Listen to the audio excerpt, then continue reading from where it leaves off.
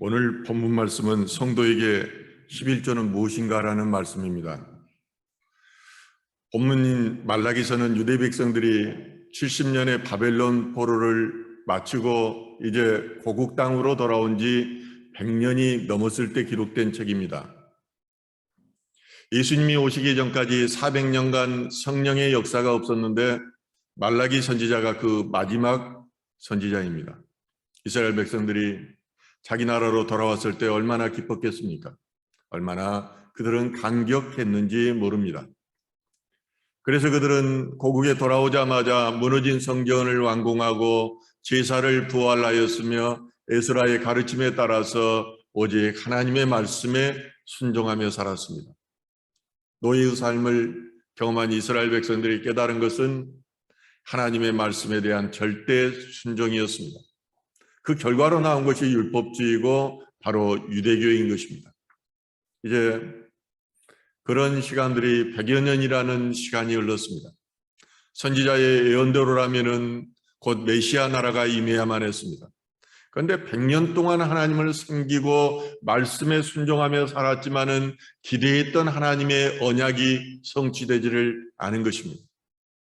이스라엘이 하나님의 말씀 가운데 돌아왔지만은 그들은 여전히 강대국들의 지배와 압제에 시달리고 있었습니다. 그러다 보니까 유다 백성들의 신앙의 중심이 흔들립니다.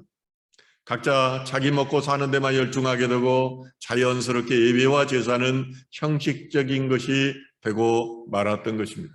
오늘날로 말하면은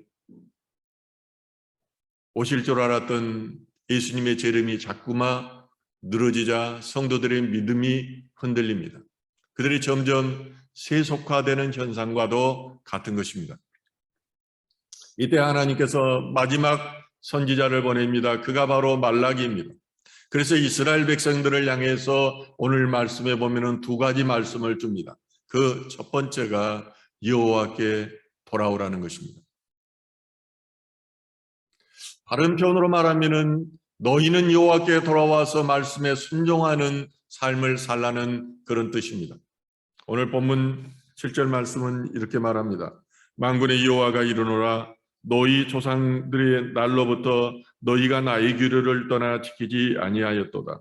그런즉 내게로 돌아오라. 그리하면 나도 너희에게로 돌아가리라 하였더니 너희가 이르기를 우리가 어떻게 하여야 돌아가리까 하는도다.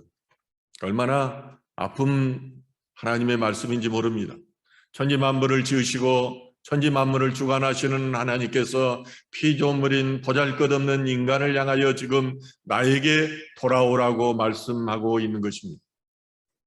그럴 뿐만 아니라 하나님께서는 너희가 내게로 돌아오면은 나도 너희에게로 돌아가라고 말씀하고 계십니다.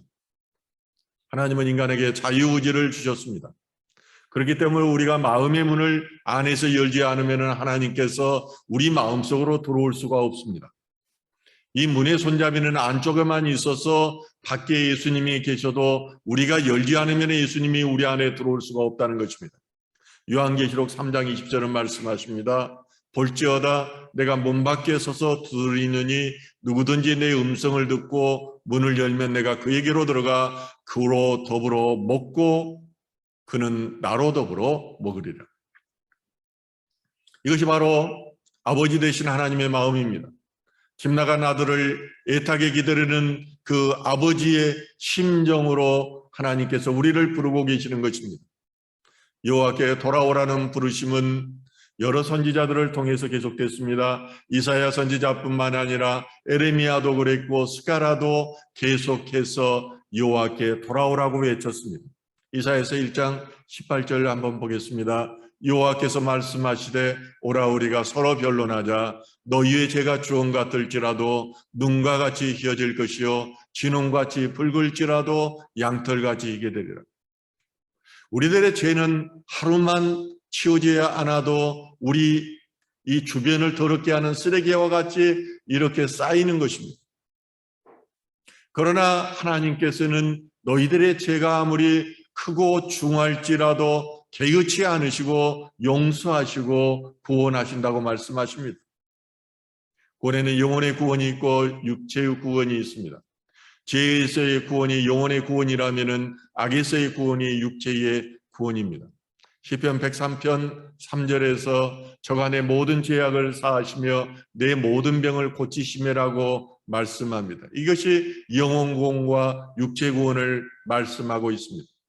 보이지 않는 영적인 문제인 죄가 해결되면은 보이는 육체의 질병이 치료되는 것과 같습니다. 귀신이 떠나가고 또한 문제가 해결되는 것과 같습니다. 그러므로 인간의 문제는 영혼, 육이 함께 작용하는 전인적인 존재인 것입니다. 예수님은 보여주시는 하나님이십니다. 이 하나님이 이 땅에 오셔서 제일 먼저 하신 일이 바로 구원입니다. 죄에서의 사면이 하나님께서 하신 첫 번째 일입니다. 예수님은 죄와 저주를 모두 짊어지셨습니다. 그러므로 예수가 오신 후에 이 세상에는 죄가 없습니다. 단지 예수를 믿지 않는 것이 죄인 것입니다.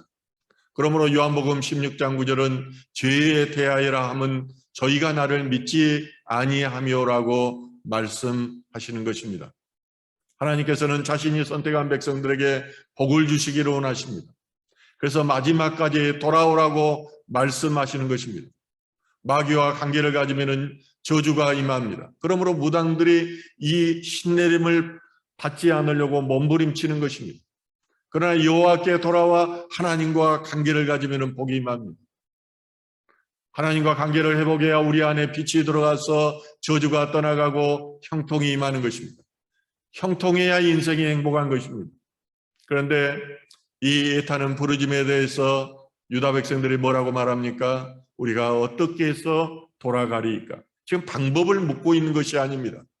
이 내용을 좀 더 알려면 미가서 6장을 볼 필요가 있습니다. 그들은 회개하지 않았기 때문에 변명하는 말로 일관합니다. 내가 무엇을 가지고 여호와 앞에 나가야 여호와께서 화가 풀리겠습니까? 하나님께 내 맏하늘을 속죄제물로 바치면 마음이 풀리시겠습니까? 라고 조롱 섞인 말을 하는 것과 같습니다. 그들은 하나님께 마음이 떠났기 때문에 각종 제물은 물론이고 심지어는 맏아들까지 드리면 되겠느냐고 하면서도 정작 자신은 드리지 않았던 것입니다. 마음이 떠남으로 물질도 드리지 않았던 이스라엘 백성들을 향해서 이제 말라기 선지자는 오늘 본문에서 두 번째 말씀을 하십니다. 그것은 11조와 봉헌물을 도둑질하지 말라는 것입니다.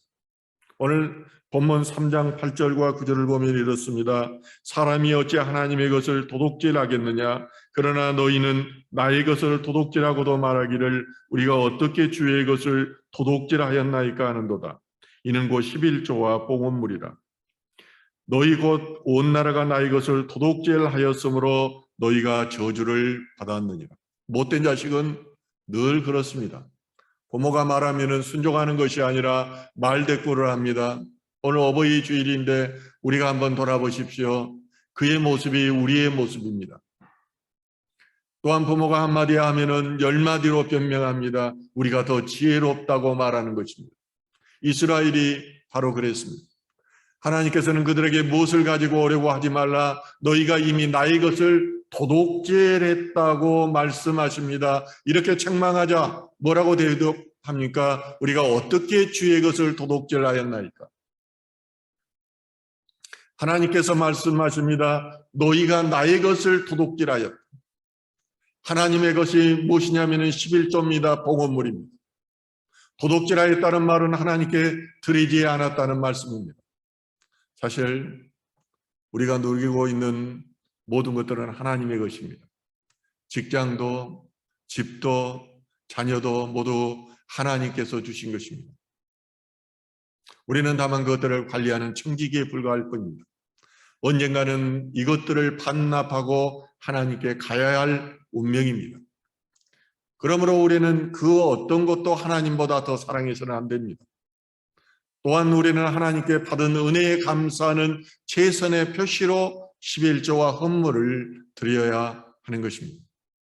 혹시 우리가 마지못해 드린다면 그러한 예물은 하나님께서 받지도 않지만은 오히려 책망과 죄주를 내리시는 것입니다. 말라기 1장 8절은 그 내용을 말하고 있습니다. 만군의 여호와가 이르노라 너희가 눈먼 희생제물을 바치는 것이 어찌 악하지 아니하며 저는 것 병든 것을 드리는 것이 어찌 악하지 아니하냐. 이제 그것을 너희 총독에게 드려보라. 그가 너를 기뻐하겠으며 너를 받아주겠느냐. 우리가 어떤 사람을 사랑하면 사랑하는 대상을 향해서 가장 좋은 것을 드리게 되어 있습니다. 그래서 결혼식 할 때는 다이아, 가장 중요하다고 소중하다고 생각하는 다이아를 주는 것입니다. 그런데 이스라엘 백성들과 제사장들이 하나님을 사랑하는 마음이 없었습니다. 마음이 없으니까 어떻게 말합니까? 제물을 바치는데 눈먼 것, 그리고 다리 저는 것, 병든 것을 갖다 바칩니다. 레위기서는 어떻게 말합니까? 온전한 것을 드리게 말합니다. 그렇기 때문에 6월절이 되면은 이 갈릴리 지역에 사는 사람들은 한 보름 전에 출발을 합니다. 왜 그런 줄 압니까? 가다가 설사를 하거나 또는 그 재물이 절뚝거리거나 하면은 다시 집으로 돌아가서 온전한 것으로 가져와야 했기 때문입니다. 너희들이 상관에게는 가장 좋은 것을 갖다 바치면서 하나님께는 멸시하는 표시로 이런 것을 드린다는 것입니다. 그러므로 하나님께서는 말씀하십니다. 차라리 성전문을 닫을 사람이 있었으면 좋겠다. 오늘날도 마찬가지입니다. 하나님을 만난 적도 성령 체험한 적도 없기 때문에 하나님을 멸시합니다. 하나님을 만난 적이 없기 때문에 말씀에 순종하지를 않습니다. 하나님을 만나고 성령 체험하면은 하나님을 두려워서 하나님 말씀하시면은 결코 거역할 수가 없습니다. 그건 죽음이기 때문입니다. 그렇기 때문에 하나님의 말씀에 따라서 순종해서 가는 길은 어떤 나의 공로도 없습니다. 하나님이 시켜서 하기 때문에 어쩔 수 없이 부득불하는 것입니다. 바울이 그렇게 고백했고 저는 그 고백을 절적으로 동의합니다. 저 자신이 그렇게 하고 있기 때문입니다. 더욱이 이런 사람들은 예물을 드리라고 하면 온갖 변명과 이유를 댑니다. 왜 신학 시대에 와서 11조를 드려야 하느냐고 말합니다. 또한 이렇게 성도들이 어려운데 왜 헌금을 강요하느냐고 말합니다. 심지어 저희 가족 중에도 헌금하기 싫다면서 천주교로 옮겨간 사람이 있습니다. 문제는 그 가족들을 유심히 보면은 각종 질병으로 편할 날이 없습니다. 창고에 좀이 들어서 곡식이 쌓일 날이 없는 것입니다. 그래서 하나님께서는 11조와 보험물을 드리지 않으므로 너희가 저주를 받았다고 말씀하시는 것입니다. 저는 지금까지 목회를 하면서 헌금함을 돌린 적이 없습니다. 헌금자 명단을 공개한 적도 없습니다. 부득불 기도 제목을 내놓을 때만 그분을 위해서 제가 기도합니다. 그러나 저는 하나님께서 어떻게 일하신가를 굉장히 유심히 봅니다. 말씀으로만 하는 것이 아니라 삶 가운데서 하나님께서 어떻게 일하시며 그의 삶을 인도하는가를 보는 것입니다. 그리고 제가 내린 결론은 하나님께 공짜가 없다는 것입니다. 하나님께 11조를 드린 인생은 부족함이 없는 것을 저 자신이 확인하였고 성도들의 삶을 통해서 저는 검증하였습니다. 이런 것이 없다면 11조를 드리지 말아야 될 이유가 100가지도 넘는데 뭐 때문에 피 같은 돈을 보이지도 않는 하나님께 드리겠습니까? 그래서 하나님께서 이렇게 말씀하십니다. 오늘 본문 10절 말씀입니다. 만군의 여호와가 이르노라 너희의 온전한 11조를 창고에 들여 나의 집에 양식에 있게 하고 그것으로 나를 시험하여 내가 하늘문을 열고 너희에게 복을 쌓을 곳이 없도록 붙지 아니하나 보라. 인간이 형통하려면은 하늘문이 열려야 됩니다. 저는 하늘문이 어떻게 생겼는지도 몰랐고 이 하늘문에 대한 개념이 없었습니다. 그런데 제가 목회자가 되기 전에 새벽에 기도하는데 분명한 음성으로 5월 9일 오살리 기도원을 가라고 하고 이때 기도할 때 하늘문이 열렸습니다. 그러고 나서 하나님께서는 전적으로 저의 삶을 주관하시고 인도하셨습니다. 저는 그걸 보았기 때문에 어떤 때 세상적인 생각이 들 때도 있고 자녀가 우선될 때도 있고 돈이 우선될 때도 있습니다. 이럴 때마다 회개하고 하나님께 돌아오는 것입니다. 하나님은 결코 인간의 시험의 대상이 될 수가 없습니다. 그런데 유일하게 말라기 3장 10절에서 하나님께서는 자식을 시험하여 보라고 말씀하십니다. 너희의 온전한 11조를 드리고 나면은 하나님께서 하늘문을 여시는지, 그래서 너희에게 쌓을 곳이 없을 만큼 복을 붓는지 붓지 않는지를 너희가 시험하여 보라는 것입니다. 구약시대의 복은 물질의 복을 의미했습니다. 그래서 부자들이 복받았다고 생각했습니다. 그래서 이 복은 소위 기복신앙에서 말하는 물질이나 건강이나 장수나 사업 번창을 말하는 것으로 오해할 수가 있습니다. 물론 이런 것들은 하나님께서 복으로 주실 수도 있지만은 더욱 중요한 것은 하늘나라의 복이고 신령한 복인 것입니다. 하나님은 일찍이 11조를 하나님의 것으로 규정하였습니다. 대표성을 갖는다는 것이요, 마다들을 드린다는 것은 전부를 드린다는 것입니다. 하나님께서는 그 11조를 통해서 땅을 분배받지 못한 레위인과 제사장들에게 주었습니다. 그리고 그들의 다른 일에는 신경 쓰지 않고 오직 성전 일만 하도록 그렇게 한 것입니다. 그런데 백성들이 11조를 드리지 않게 되자 이제 어떻게 됩니까? 제사장들이, 레위인들이 생계 유지를 위해서 성전을 떠납니다. 또한 부정한 방법으로 이득을 취하는 일에 관여하게 되는 것입니다. 제사장들이 그렇게 타락한 것을 보고 백성들은 뭐라고 말합니까? 다 도둑놈이라고 말합니다. 이처까 말라기 시대에는 이런 악순환들이 계속해서 반복되었습니다. 백성들이나 제사장이나 서로가 하나님에 대한 그런 의무를 게을리함으로 성전 예배가 무너졌고 하나님을 경외하지 않았던 것입니다. 오늘날도 마찬가지입니다. 성도들은 목회자들에게 더욱 강한 멍에를 씌웁니다. 또한 무한한 희생을 강요합니다. 그러면서 자신들이 해야 될 의무는 하기를 전혀 싫어합니다. 그러므로 수많은 목사들이 일터로 나가 돈을 벌면서 복음을 전하고 있습니다. 그래서 요즘은 큰 교회에서조차 전도사 구하기가 어렵다고 그래요. 왜냐하면 최저 생계비에도 못 미치는 사례비 때문에 전도사들이 차라리 아르바이트를 해서 돈을 벌어 전도한다는 것입니다. 성경에 기록된 최초의 11조는 아브라함이 멜기세덱에게 10분의 1을 바쳤던 일입니다. 아브라함이 지극히 높으신 하나님의 제사장 그리고 살렘 왕인 멜기세덱의 11조를 바뀌었는데 히브리서 7장에서는 이 멜기세덱이 바로 예수님이라고 말해주고 있습니다. 구약시대에 있어서 온전한 11조를 하나님께 드리는 것은 백성에게 부과된 의무였고 또한 충성과 순종의 표시였습니다. 이 11조 규례는 신학시대에 와서도 그대로 유지가 되었습니다. 마태복음 23장 23절에 화 있을진저 외식하는 서기관들과 바리새인들이여 너희가 박하와 해왕과 근처에 11조는 드리되 율법이 더 중한 바 정의와 국률과 믿음은 버렸도다. 그러나 이것도 행하고 저것도 버리지 말아야 할지니라. 물질의 11조는 물론이고 말씀의 11조도 드리라는 것입니다. 진정한 충성과 순종의 11조는 삶의 예배자로 드려지는 것이라는 것입니다. 이것도 하고 저것도 하라는 것입니다.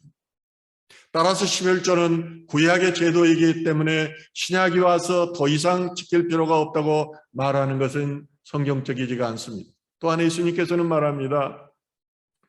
가이사라의 것은 가이사라에게, 하나님의 것은 하나님의 것. 하나님의 형상으로 지음받은 너희는 하나님의 것을 드리라는 것입니다. 비록 11조 자체는 구약적이지만은 그 근본 정신과 의미는 여전히 신약에도 그대로 이어지고 있습니다. 구약의 11조가 율법적이며 의무적인 것이었다면 신약의 11조는 마음으로부터 드리는 은혜적이며 자발적이라는 차이가 있습니다. 뉴질랜드에서 사업을 해서 큰 돈을 번 목사님이 계십니다. 그는 어머니의 그 소원을 뿌리치고 그가 세상 가운데 살다가 나중에 회개하고 목사가 되었습니다. 그분이 전석이 이은태 목사의 재물 이야기입니다. 그는 한때 교통사고로 죽음의 고비도 넘겼었고 또 어려움을 겪다가 38세의 나이에 뉴질랜드로 유학을 떠나게 됩니다. 유학 중에도 돈은 없었고 절망의 나락에 있었는데 그는 오직 하나님의 은혜로 믿을 수 없는 기적을 체험하게 됩니다. 그 결과 그는 4개의 빌딩을 소유하고 또는 현재는 뉴질랜드 최대의 선교센터를 세워서 이 17개 국제 선교센터를 지원할 뿐만 아니라 청소년 장학생 사업도 하고 있습니다. 이분은 이렇게 말합니다. 모든 것을 후히 주시고 부족함이 없도록 채워주시는 하나님이시지만 절대 불변의 물질의 법칙이 있습니다. 그러면서 자신이 깨달은 하나님의 물질관에 대해서 몇 가지 말을 합니다. 그 첫째는 물질의 주인은 하나님이심을 인정하라는 것입니다. 둘째로 하나님보다 돈을 더 사랑하지 말라는 것입니다. 셋째로 현재에 감사하고 만족하는 마음으로 살라는 것입니다. 마지막 4번째로 나에게 주신 물질로 선을 행하라는 것입니다. 그렇습니다. 우리가 명심해야 될 사람은 물질의 주인은 하나님이시라는 겁니다. 이것을 인정하면은요, 물질의 11조만 드리는 게 아니라 나머지 10분의 9도 하나님의 것을 인정하고 하나님 앞에 전부를 드릴 수가 있습니다. 이걸 인정하지 않으면은 모든 것이 다 내 것이에요. 이 사실을 인정해야 우리가 행복해질 수 있으며 하나님께 감사하는 마음으로 헌금할 수가 있습니다. 그렇지 않으면은 절대 돈 아까워서 헌금 못합니다. 이 진리를 깨닫지 못하면 평생 돈을 쫓아다니다가 지쳐 쓰러지는 피곤한 인생이 되고 마는 것입니다. 저는 오늘 설교를 준비하면서 왜 하나님은 저에게 말라기서를 전하게 하실까 하는 생각을 하였습니다. 또한 저에게 드는 두 번째 의문은 왜 하나님은 여호와께 돌아오라고 말씀하신 다음에 곧바로 11조와 봉헌물을 드리라고 말씀하실까 하는 점이었습니다. 아무리 생각해도 오늘날의 상황이 말라기 시대의 상황과 매우 흡사하다는 점입니다.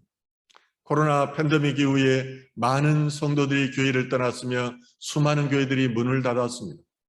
그럴 뿐만 아니라 간신히 목회를 이어가고 있는 목회자들도 생계를 위해서 일터로 내몰리고 있는 그런 실정입니다. 하나님께서는 오늘을 사는 우리들을 향하여 말씀하십니다. 여호와께 돌아오라. 그것이 살 길이다. 너희가 돌아올 뿐 아니라 신앙을 회복해야 한다. 그리고 그 믿음의 첫걸음이 11조와 봉헌이라고 말씀하고 있는 것입니다. 성도의 진정한 충성과 순종의 바로미터가 11조라는 것입니다. 물질의 유혹을 뛰어넘지 못하는 믿음은 믿음이 아니라는 것입니다. 예수님께서 비유로 말씀하셨습니다. 한 부자가 있었는데 그는 자신의 밭에 소출이 풍성함을 보고 혼자 생각하기를 이렇습니다. 내가 곡식 쌓아둘 곳이 없으니 지금 있는 곡간을 헐고 더 크게 짓고 내 모든 곡식과 물건을 거기에 쌓아두리라. 또한 그가 자족하는 마음으로 자신의 영혼에게 말합니다. 영혼아, 여러 해 쓸 물건을 많이 쌓아뒀으니 평안히 쉬고 먹고 마시고 즐거워하자. 이를 보고 하나님께서 말씀하십니다. 어리석은 자여, 오늘 밤에 내 영혼을 도로 찾으리니 그러면 내 준비한 것이 누구의 것이 되겠느냐. 이 비유의 말씀을 마치시며 예수님께서는 말씀하십니다. 자기를 위하여 재물을 쌓아두고 하나님께 대하여 부요하지 못한 자가 이와 같으니라. 어리석은 자여, 오늘 밤에 내 영혼을 도로 찾으리니 하나님의 말씀입니다. 우리는 하나님의 부르심이 있으면 우리의 영혼은 하나님께 가게 되어 있습니다. 우리의 인생이 하나님께로부터 와서 하나님께로 가는 나그네 인생이라는 사실을 인정한다면 우리가 보물을 어디에 쌓아야 하는지 결정하게 되어 있습니다. 저는 성도에게 11조는 무엇인가라는 질문에 대하여 결론을 짓고자 합니다. 제 경험상 보았을 때 성도에게 11조는 하나님에 대한 충성의 표시입니다. 성도에게 11조는 자기를 부인하라는 예수님의 가르침에 대한 순종의 표시입니다. 지갑이 회개해야 내 자기가 부인하게 되어 있는 것입니다. 성도에게 11조는 하늘의 보화를 쌓는 적극적 표시일 뿐만 아니라 성교와 구제를 위한 구체적인 행위입니다. 성도에게 11조는 세상 사랑보다 하나님 사랑의 실전적 표시입니다. 무엇보다도 11조는 마치 하나님이 없는 것처럼 살아가는 현대 사회에서 보이지 않는 하나님에 대한 믿음의 표시입니다. 하나님께서는 오늘 돈 이야기를 하고 있지 않습니다. 믿음 이야기를 하고 마음 이야기를 하고 계십니다. 핵심은 여호와께 너희의 믿음이, 너희의 마음이 돌아와야 한다는 것입니다. 여호와께 너희 사랑을 너희가 가장 중요하다고 생각하는 돈으로 증명하라는 것입니다. 너희의 믿음과 마음이 여호와께 돌아온다면 그 신앙적인 징표가 11조와 봉헌물이라는 것입니다. 왜냐하면 세상의 유혹이 가장 강한 돈으로 자신을 부인하지 못하면 결코 하나님께 돌아올 수 없기 때문입니다. 마음이 그리고 몸이 돌아왔을 때 너희에게 임한 저주가 복이 될 것이라고 하나님께서는 분명하게 말씀하십니다. 마음과 뜻과 힘을 다하여 하나님을 사랑함으로 하늘로부터 내리는 신령한 복을 체험하는 저와 여러분 되시길 주님의 이름으로 축원드립니다.